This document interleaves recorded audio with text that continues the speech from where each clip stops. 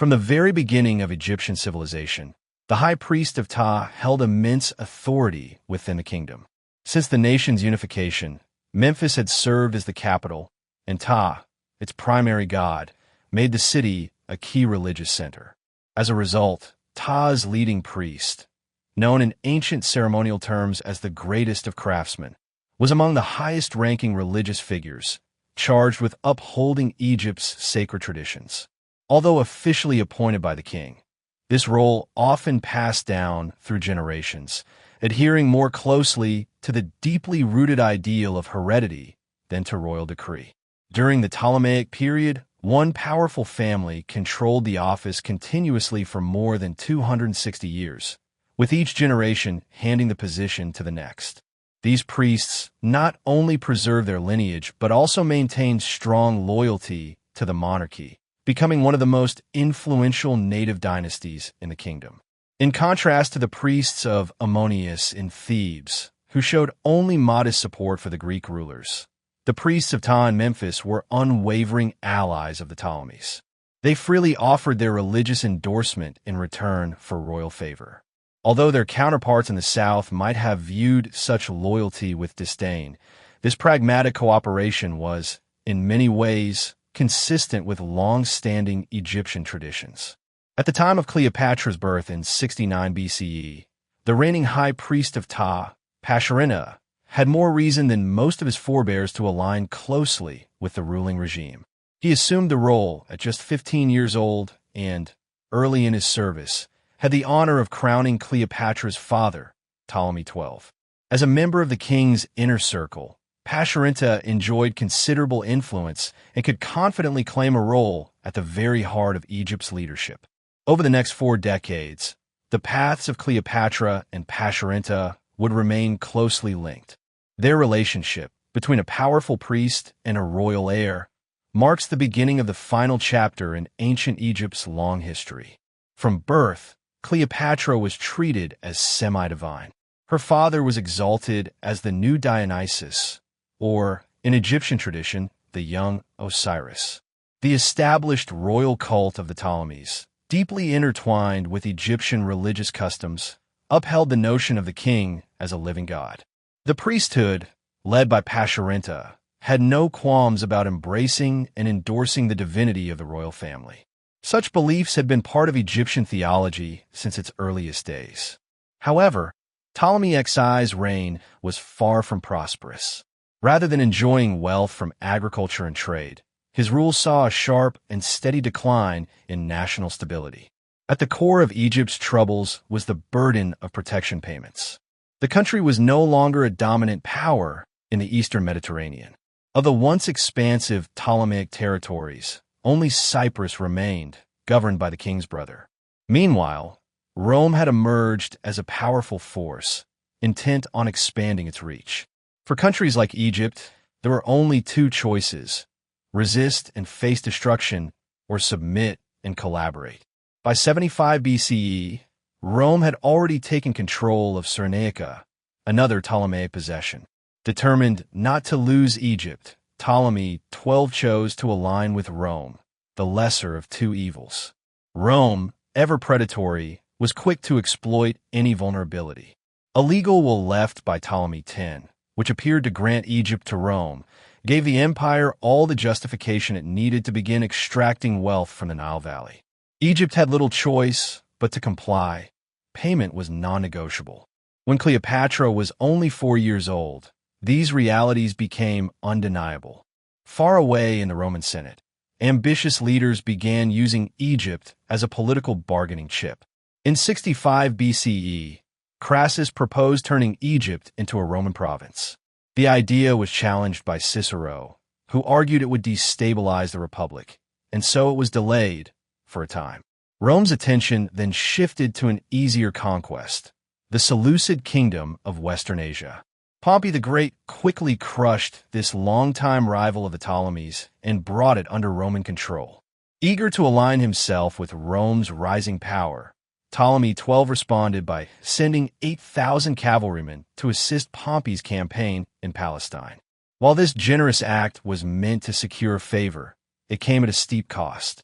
The Egyptian treasury was depleted, leading to increased taxes and reduced public services, sparking civil unrest.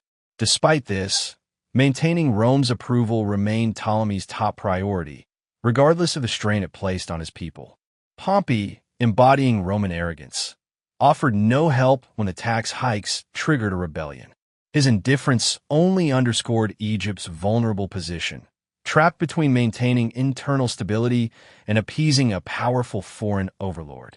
Egypt should have taken a lesson from this unfortunate experience, but its overly trusting approach to foreign affairs seemed to have a momentum of its own. As the nation sank deeper into debt to its overbearing protector, resentment among Egyptians toward Rome and all it represented grew steadily. This boded poorly for the stability of the Ptolemaic dynasty. To complicate matters further, Rome was being pulled in two directions by rival power players. Pleasing Pompey alone was insufficient. Julius Caesar wielded just as much influence. Egypt faced a double-edged threat and needed to appease both sides. In 59 BCE, when Caesar hinted that he would raise the Egyptian question again in the Roman Senate, Ptolemy responded with his usual tactic. He paid a massive bribe, amounting to half of Egypt's annual income, in exchange for formal acknowledgement as the rightful king of Egypt and as a friend and ally of the Roman people. Yet this gesture brought little benefit. Within a year, while Ptolemy was celebrating the wedding of his close ally, High Priest Pasherenta, to a 14-year-old girl, Rome seized Cyprus. The island's ruler, Ptolemy's brother, took his own life, and the joyous occasion quickly turned tragic. Still, Ptolemy remained silent, unwilling to provoke Roman wrath. By this point, the king's moral integrity was as depleted as his nation's finances. For the proud citizens of Alexandria, it was too much to bear. Outraged, they rose in revolt and expelled their king, sending him into exile. A disgraced Ptolemy first traveled to Rhodes to plead his case before the Roman official who had accepted Cyprus's surrender. In a final indignity, he was forced to meet Marcus Porcius Cato while the magistrate sat on the toilet, thanks to a particularly effective laxative. Once, pharaohs had ruled over foreign nations. Now, one had been reduced to less than an afterthought, a humiliating reminder of how far Egypt had fallen. Yet instead of reassessing its situation, the Ptolemaic dynasty clung to the same self-destructive patterns.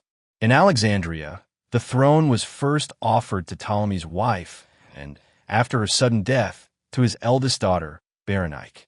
The idea of a woman ruling alone was deeply offensive to Greek tradition, so the search began for a male consort. But Berenike, true to her bloodline, proved as ruthless and defiant as her forebears. Her first intended husband died on the journey. The second was intercepted by Roman authorities before crossing into Egypt. And the third, having arrived in Alexandria, was strangled within days when Berenike found him completely unworthy. Meanwhile, Ptolemy traveled from Rhodes to Ephesus, and then on to Rome, where he stayed for 2 years beginning in 57 BCE. While in exile, he played the classic role of the deposed autocrat, ordering the elimination of his political enemies back home while enjoying a lavish lifestyle in foreign mansions. Eventually, he secured what he had come for, in return for a staggering sum of 10,000 talents, the equivalent of Egypt's full annual revenue, borrowed from a banker named Rabirius, who could hardly believe his good fortune. Ptolemy secured military backing for his return. The Roman governor of Syria, Gabinius, agreed to lead the campaign. On April 15, 55 BCE, with Gabinius and his troops at his side, Ptolemy marched triumphantly back into Alexandria. He reclaimed the throne, executed his daughter Berenike, and rewarded Rabirius by appointing him finance minister. At that point, Egypt wasn't just under Rome's influence. It had become little more than a financial extension of the Roman Empire. For Ptolemy XII, regaining the throne came at the cost of complete humiliation. During his 2-year exile in Rome, Ptolemy XII seemed to find solace in the company of a cherished companion. Evidence suggests that one of his daughters accompanied him on his journey through Rhodes, Ephesus, and Rome. While her exact identity remains uncertain, Cleopatra is the most plausible candidate. At the time of her father's expulsion, she was 11 years old enough to travel, yet young enough to leave Egypt without being seen as a threat to her older sister, Berenike. If Cleopatra did indeed spend those formative years in Rome, the experience would have taught her critical political lessons. Ptolemaic rulers could not fully submit to Roman authority, nor could they afford to ignore it. To keep the crown and safeguard national sovereignty required exceptional finesse and the ability to navigate an incredibly narrow path. Cleopatra would soon be walking that path alone. Upon returning to Egypt, Ptolemy XII quickly moved to consolidate his position with the priesthood and the broader population. Since the days of Narmer, Egyptian kings had strengthened their legitimacy by building temples and touring religious sites. Nearly 3,000 years later, Ptolemy saw no need to deviate from this tradition. He commissioned the construction of a grand new temple to the goddess Hathor at Unit in Upper Egypt, laying its foundation stone on July 16, 54 BCE. Around the same time, he made an official visit to Memphis, accompanied by Pasherenta, the High Priest of Ptah and a key figure in the native elite. These actions were calculated demonstrations of pharaonic authority. To further secure his family's future, Ptolemy named Cleopatra as his formal co-ruler in 52 BCE. After nearly 30 years of precarious rule, he may have sensed that the end was near. On March 7, 51 BCE, a solar eclipse cast a shadow over Egypt, widely interpreted as a foreboding omen. Days later, Ptolemy XII died, and Cleopatra ascended to the throne at just 17.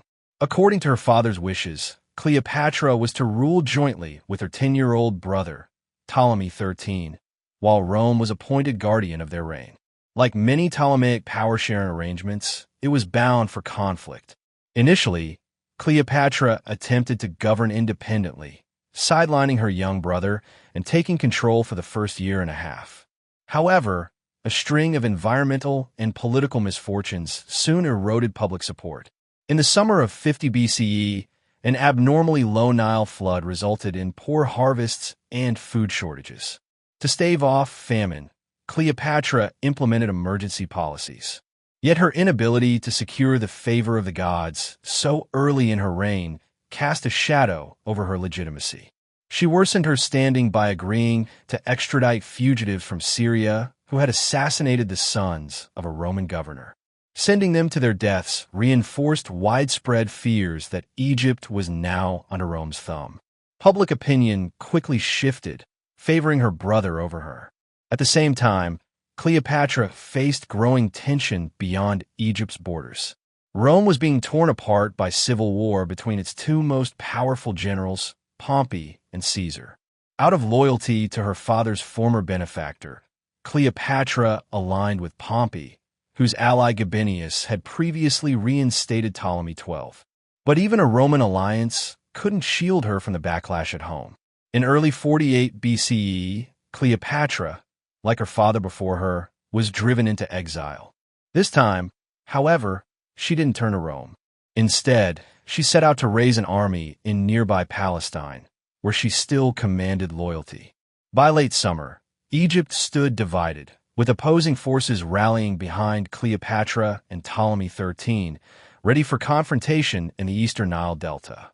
Ptolemy XIII, already officially recognized by Rome as the sole ruler of Egypt, likely felt emboldened in his position. But when Pompey, freshly defeated by Caesar in Greece, sought refuge in Egypt on August 9, 48 BCE, Ptolemy's confidence veered into recklessness. Standing by the harbor in Alexandria, he watched without emotion as Pompey was brought ashore, only to be immediately stabbed to death by one of his former officers, now loyal to Ptolemy. The Roman general never even stepped onto Egyptian soil. Ptolemy may have believed that eliminating Caesar's enemy would win him favor, but he had gravely misjudged the situation. When Caesar arrived in Alexandria just 4 days later and was presented with Pompey's severed and preserved head, he reacted with fury at the brutal murder of a fellow Roman.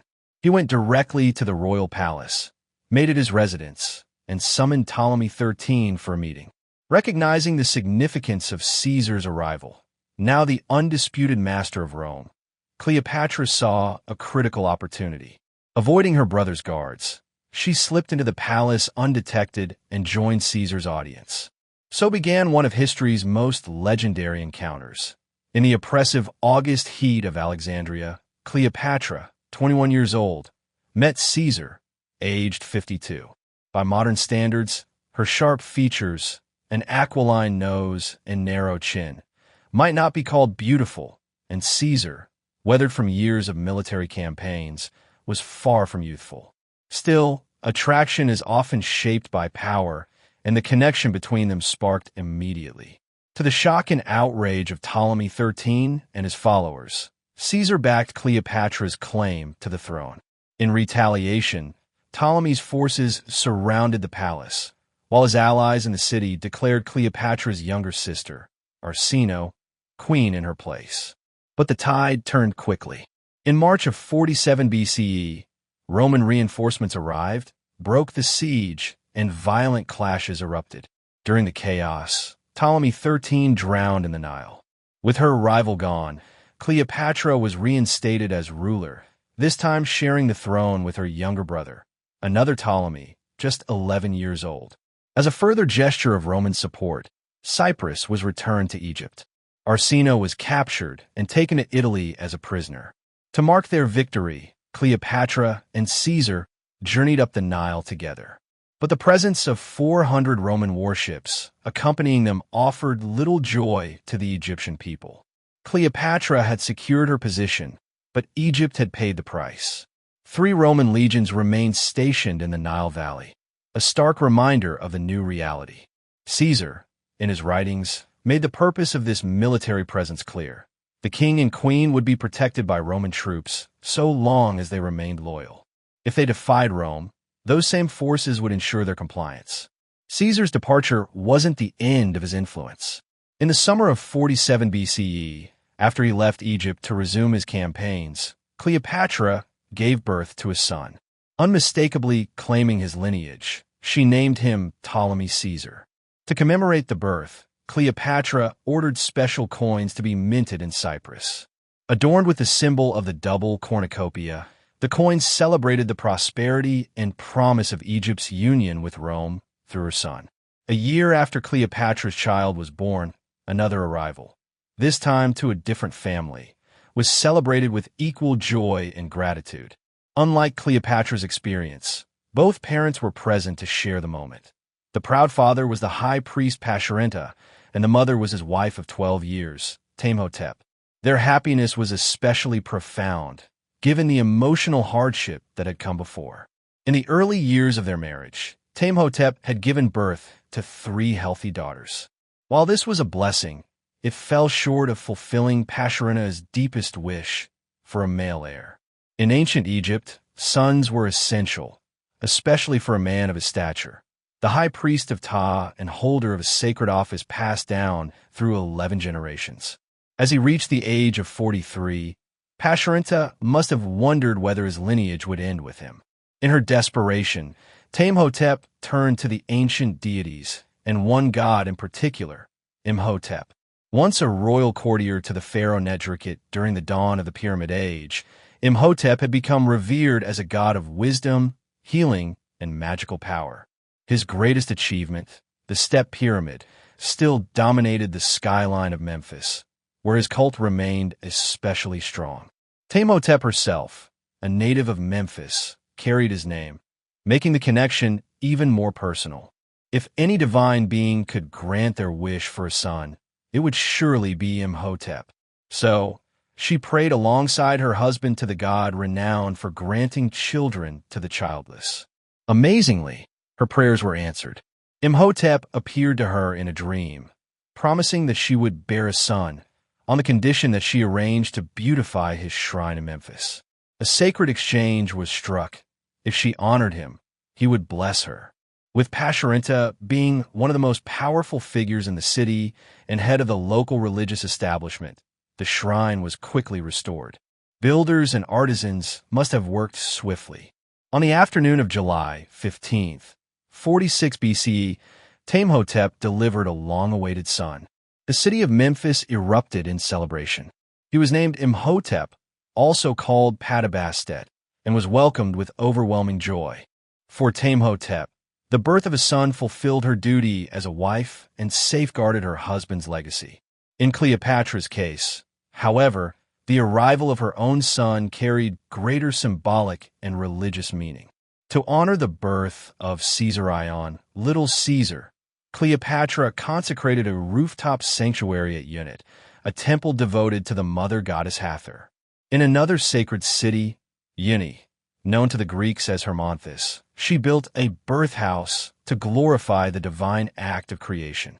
In Ptolemy and Alexandria, Egypt's prominent Hellenistic cities, Cleopatra also advanced the worship of Isis, a beloved Egyptian goddess whom she personally identified with. Isis, known as a divine mother and protector, had long been venerated for shielding her son Horus, and many saw echoes of that relationship in Cleopatra and her child. The royal image makers of the day encouraged the comparison, blending Isis's traditional symbols with Cleopatra's likeness. In doing so, they merged goddess and queen into a single sacred figure. Cleopatra possessed a stronger claim to being an Egyptian deity than any of her Ptolemaic predecessors. Unlike the kings before her, she made the effort to learn the Egyptian language, signaling a deeper connection to the land she ruled. She clearly regarded Egypt as her true home and took active steps to honor its time-honored religious traditions. Embracing a feminine form of the Horus title, one of the most ancient and sacred expressions of divine kingship, she earned recognition from many Egyptians as a legitimate pharaoh. It is therefore somewhat surprising that, during the height of her popularity, Cleopatra chose to leave Egypt and accompany Caesar to Rome upon his return from campaign in 46 BCE. For 2 years, she resided at his estate across the Tiber River. Their relationship quickly became the subject of gossip, especially after Caesar commissioned a golden statue of her in the temple of Venus Genetrix. His plans to propose legislation allowing him to marry outside of Italy, despite being already married, have children with a foreign queen, and potentially establish a new capital city, fed into Roman fears. Many believe that their revered general was falling under the spell of an exotic Eastern ruler. Those concerns evaporated with Caesar's assassination on March 15, 44 BCE. Within a month, Cleopatra departed Rome and returned to Alexandria. Not long after, her co-regent and younger brother, Ptolemy XIV, died under circumstances that raised no questions.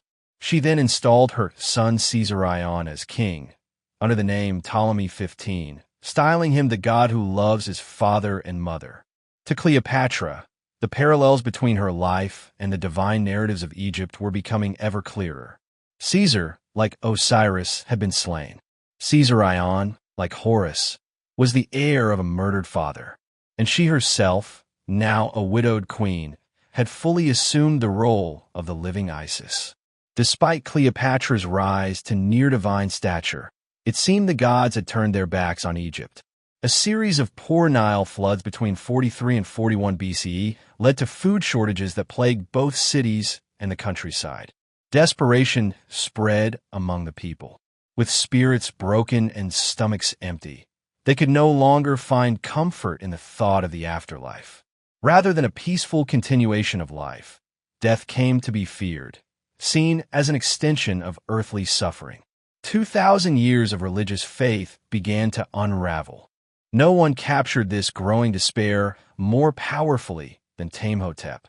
On February 15, 42 BCE, she died at the age of 30, leaving behind her husband, her long-awaited son, and 3 daughters. As the wife of the High Priest of Ptah, her funerary monument was carved from fine pale limestone and adorned with intricate artistry by Egypt's most skilled craftsmen. The upper panel displayed a delicate scene of Amenhotep paying homage to the most revered gods of the land: Anubis, the embalmer; Horus, the divine sun; Nephthys and Isis, Osiris's mourning sisters; the sacred Apis bull of Memphis; and Soker Osiris, the ruler of the dead. The iconography reflected Egypt's enduring religious legacy, but the inscription beneath told a different story. Written in 21 lines of beautifully inscribed hieroglyphs, the text expressed a sorrowful, almost defiant message, one that captured the somber mood of the age. "O my brother, my husband, my friend, high priest, do not tire of eating, drinking, making love, and enjoying life. Celebrate. Follow your heart day and night. Let no worry settle in your heart.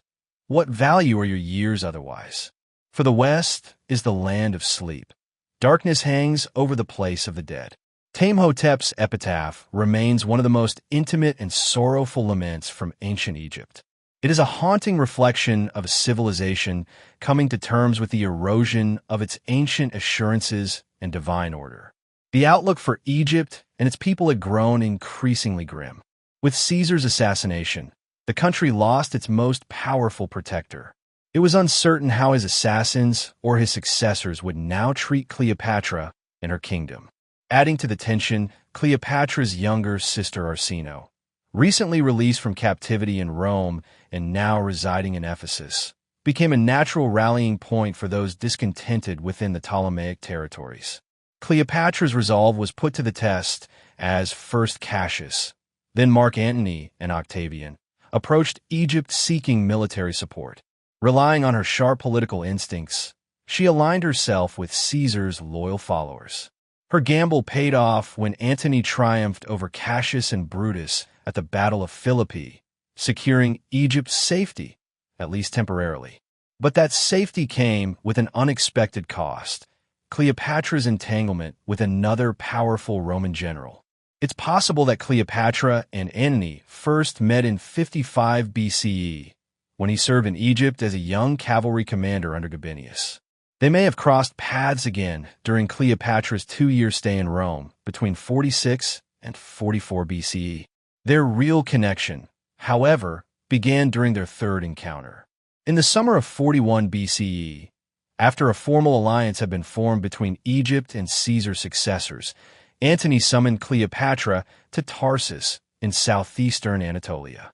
Fresh from his victory at Philippi, Antony was preparing to challenge the Parthians, Rome's remaining major rival in the east. For this, he needed a strategic base in the eastern Mediterranean, and Egypt was the perfect option. At the same time, Cleopatra was in desperate need of a new Roman ally. Their meeting, therefore, was one of mutual interest. With her signature flair for symbolism and spectacle, Cleopatra transformed their diplomatic encounter into something far more theatrical. She arrived by boat, portraying herself as the goddess Aphrodite, merged with the Egyptian Isis, coming to greet her divine partner, Dionysus. The comparison surely flattered Antony, who was both captivated by her charisma and seduced by the allure of a queen 14 years his junior. Like Caesar before him, Antony offered his support in return for her companionship. Even the sorrowful news of Pascherina's death on July 14th failed to dampen Cleopatra's enthusiasm. By the end of the year, the pair had returned together to Alexandria. 9 months later, Cleopatra gave birth to twins, Alexander Helios and Cleopatra Selene, named after the sun and the moon, symbolic children of a supposedly divine union. But the illusion of a heavenly match quickly shattered. Soon after the twins were born, Antony left Egypt and returned to Rome. There, he brokered a political alliance with his rival Octavian by marrying Octavian's sister, Octavia, thus abandoning Cleopatra. The Queen of Egypt should perhaps have recognized the pattern. An affair with a Roman general rarely ended well, and once again she found herself raising children alone. Despite Antony's absence, Egypt enjoyed a temporary period of calm. For the next 3 years, the kingdom was largely free from the constant upheaval, rebellions, power struggles, and political schemes that had long characterized Ptolemaic rule. The young Imhotep, only 7 years old, was appointed High Priest of Ptah, inheriting the sacred role passed down through his lineage.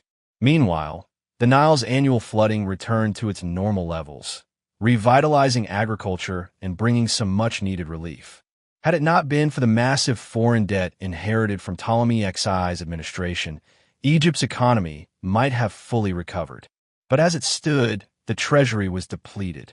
The country's silver coinage, once high in purity, was reduced from 90% to 40%, and then nearly disappeared altogether.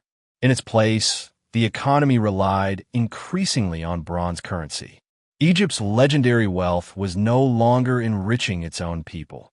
It was being siphoned off to fuel Rome's ambitions.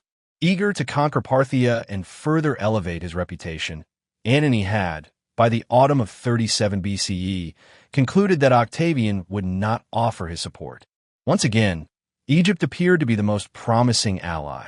Antony journeyed eastward to Antioch, where he arranged a second meeting with Cleopatra. As a gesture of goodwill, he gifted her the vast library of the kings of Pergamum, said to contain 200,000 scrolls, a symbolic replacement for the books lost from the Library of Alexandria during Caesar's conflict with Pompey years earlier. Antony also granted Cleopatra control over various Roman territories across the eastern Mediterranean, allowing her to present herself as a revivalist monarch restoring her ancestors' once mighty empire. To mark this supposed resurgence, she initiated a new dating system, declaring the 16th year of her reign as the beginning of a new era. But it was an illusion. The lands Antony handed over weren't his to give. In exchange for genuine military aid and supplies, Cleopatra received dubious political titles and a collection of texts. In earlier times, Egypt had been feared and revered as the dominant force in Asia. Now, it was little more than Rome's obedient provider. Due to inadequate planning and an overconfident approach, Antony's initial campaign against Parthia ended in complete failure. Within months, he lost a third of his infantry and nearly half his cavalry to a determined foe. The only bright spot of that year was the birth of another son by Cleopatra, Ptolemy Philadelphus. In 34 BCE, a renewed offensive brought Cleopatra to the Euphrates River with Antony. While his campaign resulted in only a modest success in Armenia, Antony staged a grand spectacle in Alexandria to inflate the victory's significance. During what became known as the Donations of Alexandria, Antony and Cleopatra appeared in public on silver thrones, she styled as the goddess Isis. Antony boldly declared their children rulers of Rome's eastern provinces. Cleopatra and Caesar were assigned Egypt, Cyprus, Cyrenaica, and Coele Syria. Alexander Helios, adorned in Persian attire, was given dominion over Armenia, Media, and Parthia, despite Parthia never having been conquered. Meanwhile, the toddler Ptolemy Philadelphus, dressed in Macedonian fashion, was awarded Phoenicia, Syria, and Cilicia. The two sons were acclaimed kings of kings, destined to govern a reborn Eastern Empire. But this was pure fantasy. Cleopatra's enthusiastic participation and open support for Antony provoked Rome's scorn. Senators and citizens alike viewed these Eastern monarchic dreams with deep suspicion and disdain. A remarkable papyrus from this turbulent time offers insight into Egypt's worsening condition. Dated February 23, 33 BCE, it records a royal decree granting extraordinary tax exemptions to Publius Canidius, Antony's chief military aide. Cleopatra authorized him to export 10,000 sacks of wheat annually, emphasizing Egypt's role as Rome's granary, and to import 5,000 amphorae of wine, all tax-free. Furthermore, he and his tenants were exempted from taxation on his Egyptian estates, effectively placing him outside the kingdom's financial laws. As political favors go, this one was massive and audacious. The order was addressed to a top official in Alexandria with instructions to disseminate the policy. At the bottom, the Greek word genestoi, meaning make it happen, was added. It may have been Cleopatra's own handwriting. If so, this was less a tax ruling than a signature on her own demise. Throughout 33 BCE, it became clear once more that Rome could not tolerate two dominant leaders. With control over the eastern territories and allies in the Senate, Antony seemed to have the upper hand. But Octavian, Caesar's great-nephew and legal heir, was equally resolute. Just as Caesar and Pompey had clashed years earlier, so too did Antony and Octavian allow personal ambition to spiral into full-blown civil war. Cleopatra's deep alignment with Antony made her an easy target. Octavian portrayed her as the foreign seductress corrupting a Roman hero, using her to draw a sharp line between his own image as the noble Roman and Antony's perceived betrayal. Even though Cleopatra's ruler, Caesar, was Caesar's biological son, that did not matter to Octavian. To him, Cleopatra symbolized everything foreign and dangerous to Roman ideals. Now, both her fate and the fate of Egypt hinged entirely on the outcome of Rome's internal strife. As tensions escalated between the rival Roman factions, Cleopatra and Antony set sail from Alexandria at the head of a fleet of 200 Egyptian vessels. After brief stops in Ephesus and Samos, they eventually arrived in Athens. There, Antony publicly renounced Octavia, formally severing his connection with Octavian's camp. When spring arrived in 31 BCE, the conflict officially erupted into war. It quickly became clear that Antony's inflated ambitions were not matched by strategic competence. By early September, his troops were cornered in western Greece, and his fleet was trapped in a large bay. The only viable option left was to attempt a naval escape under enemy fire. The Battle of Actium on September 2nd was less a grand confrontation and more a chaotic retreat. Antony and Cleopatra managed to escape with their lives and only 60 of their 230 ships. He headed to Libya. She returned to Alexandria. Understanding that defeated leaders rarely survived, Cleopatra made efforts to disguise their return as a triumph. Her ships were adorned to give the illusion of victory. When Antony arrived at the palace days later, they both worked to maintain a facade of stability. A grand celebration was held to mark Caesarian's coming of age, a royal ceremony designed to entertain the public and distract them from the grim political reality. Meanwhile, the mechanisms of government continued to function. Decrees were issued, taxes collected. In Jebtu, a guild of linen makers finalized a contract with 2 priests to fund the local bull cult, a reminder of the enduring Egyptian blend of bureaucracy and religious devotion.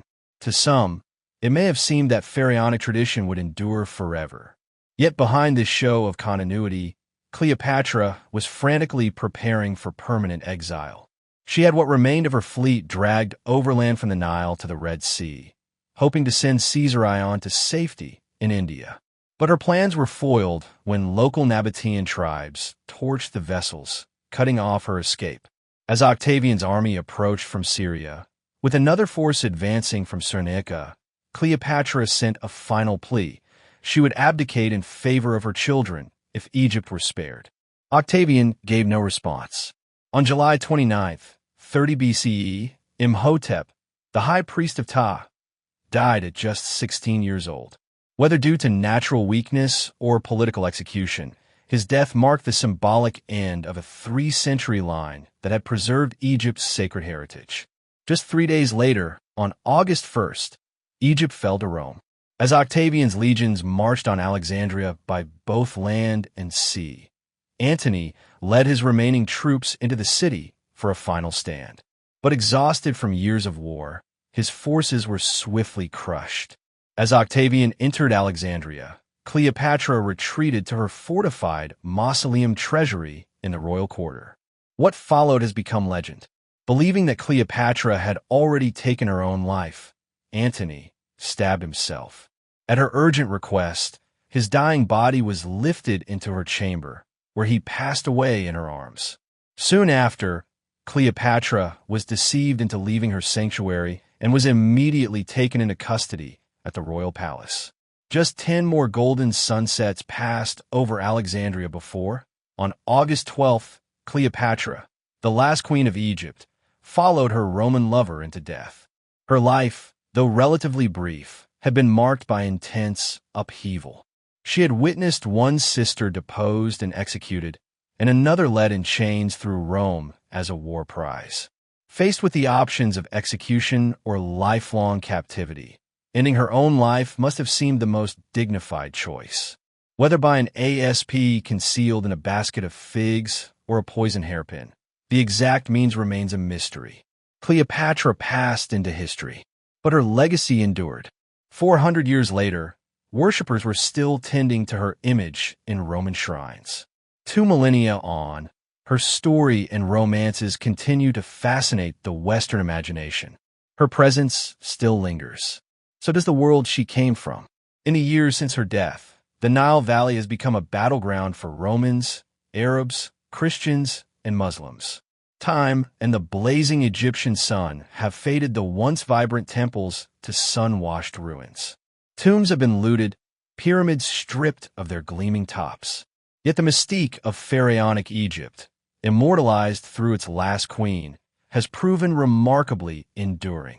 Among Cleopatra's physical legacies, the Temple of Hathor at Unet stands as her most grandiose architectural contribution.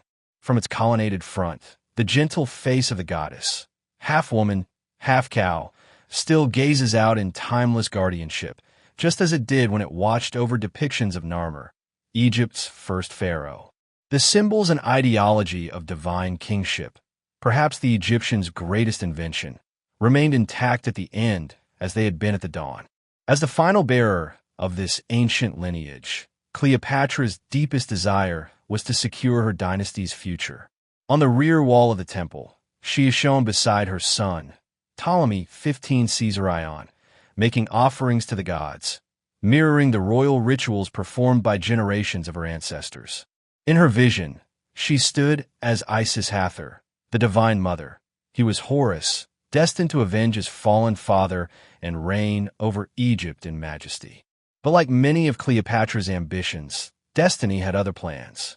Caesar was executed by Octavian only days after Alexandria's collapse. The Ptolemaic line ended with him, along with the age of the pharaohs. Still, inscribed alongside this final image of divine kingship, the stonework of Cleopatra's temple carries a deeper, more lasting message.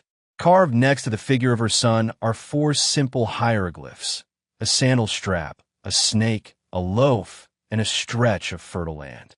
These symbols encapsulate the essence of ancient Egypt and form a phrase bestowed upon kings throughout history: Ankh Jet, living forever. It is a fitting farewell, not just to Cleopatra, but to the civilization she represented. Cleopatra's death handed Egypt over to Roman control, just as she had feared. With her passing, the long-standing tradition of pharaonic independence, spanning 3 millennia, came to an irreversible end. Egypt was absorbed into the Roman Empire as the personal possession of its ruler, to be exploited at will. For the next 4 centuries, Augustus and the emperors who followed capitalized on Egypt's legendary riches for their own benefit. Grain from Alexandria sustained Rome's enormous population. Gold from the eastern desert replenished the imperial treasury. Massive stone blocks from the Red Sea Mountains were shipped to embellish Roman public buildings. And the remote quarry at Mons Porphyrites supplied Rome's elite artisans with prized purple porphyry. However, Egypt's value to Rome went beyond just natural resources. With access to both the Mediterranean and the Red Sea, the country became a vital hub for Roman trade, particularly with India, the origin of the exotic goods so favored by Rome's elite.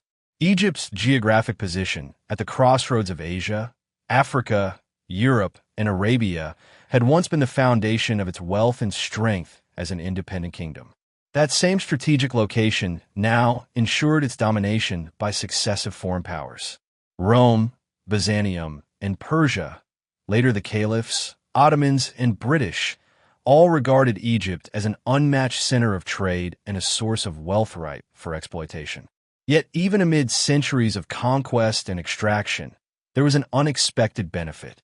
In the late 18th century, Napoleon Bonaparte launched an expedition to Egypt, intending to seize it as a French colony, control key trade routes, and weaken Britain's grip on India. While the campaign is remembered for its strategic ambitions, its lasting legacy was something quite different: the birth of Egyptology. Though Bonaparte himself had little personal interest in uncovering Egypt's ancient past, he brought with him over 150 scholars when he departed from Toulon on May 20th, 1798. Their careful studies and observations, later published in the monumental Description de l'Égypte, laid the groundwork for the modern scientific study of ancient Egyptian civilization. Today, those scholars are celebrated as pioneers of Egyptology. But at the time, they were overshadowed by the thousands of soldiers and cavalrymen who accompanied them to the Nile. Of all the intellectuals on the expedition, the surveyors held the most strategic importance. Their mission was to assess whether a canal could be built between the Mediterranean and the Gulf of Suez. For Bonaparte, gaining military and commercial leverage far outweighed the pursuit of historical knowledge. And while the British fleet under Admiral Horatio Nelson dealt a significant blow to the French at the Battle of the Nile, evoking memories of Egypt's own ancient naval clashes with the Sea Peoples, France's vision ultimately prevailed. The modern Suez Canal, a successor to Darius I's ancient engineering feat, was completed in 1869, transforming global trade forever. The echoes between Egypt's ancient legacy and its modern history extended well into the 20th century. Much like Napoleon before them, the expansionist ambitions of the Third Reich led Nazi Germany to target Egypt as a strategic prize, this time to control the vital oil trade routes of the Middle East. Axis armor divisions pushed toward the eastern Nile Delta, retracing paths once used by invading Libyan forces during Egypt's late New Kingdom era. The Allied victories at El Alamein in July and October of 1942 marked a decisive moment in World War II. Winston Churchill famously declared it the end of the beginning. Strikingly, just 14 years later, the Suez Crisis, yet another military clash centered on Egyptian territory, marked the beginning of the British Empire's unraveling. From the conflicts of antiquity to Cold War tensions and beyond, Egypt has remained at the crossroads of global power. As one might reflect, if only humanity could learn from history the wisdom it might reveal. In addition to its geopolitical relevance, Egypt's profound cultural influence has resonated for centuries. Since the days when Caesar journeyed up the Nile with Cleopatra, Egypt's spiritual legacy has traveled far beyond its borders. Along with more tangible exports, the cult of Isis spread across the Roman Empire, reaching as far as Britain's distant shores. Its influence was both widespread and enduring, particularly in the Near East, Egypt's historical sphere of influence. Despite Emperor Justinian's decree banning pagan religions in 553 AD, the rich traditions of ancient Egyptian worship continued to shape the development of early Christianity. The imagery of Isis nursing Horus would soon be mirrored in depictions of the Virgin Mary and the Christ child. The visual symbolism and theological ideas remained strikingly familiar. On a subconscious level, Pharaonic culture has captivated the Western imagination since Roman times. From the Egyptian-inspired motifs at Hadrian's Villa in Tivoli to the frescoes of Pompeii, and in modern times through Art Deco jewelry and the glitzy Luxor Hotel in Las Vegas, ancient Egypt has remained a source of artistic and architectural inspiration. Various individuals and ideological movements have also found meaning in Egypt's past. Akhenaten, the revolutionary pharaoh, has been variously claimed as an icon by Freudian psychoanalysts, Protestant reformers, fascists, Afrocentrists, New Age thinkers, and advocates for LGBTQ+ rights. Hollywood, too, has long been enchanted by Egypt's exotic mystique and ancient allure, producing a string of blockbuster films, from the Ten Commandments and Cleopatra to Raiders of the Lost Ark and the Scorpion King. In essence, despite successive transformations, from Roman rule and the rise of Christianity to the Arab conquest and the upheavals of modernity, ancient Egypt as a symbol and idea has not only endured but flourished. The pharaohs and their subjects forged a civilization of extraordinary resilience and cultural power, one that continues to enchant and inspire everyone from world conquerors to mystery writers. In art, literature, architecture, tourism, and popular culture, the the spirit of ancient Egypt remains vibrantly alive in the global imagination. The people of the Nile Valley could hardly have hoped for a more lasting legacy.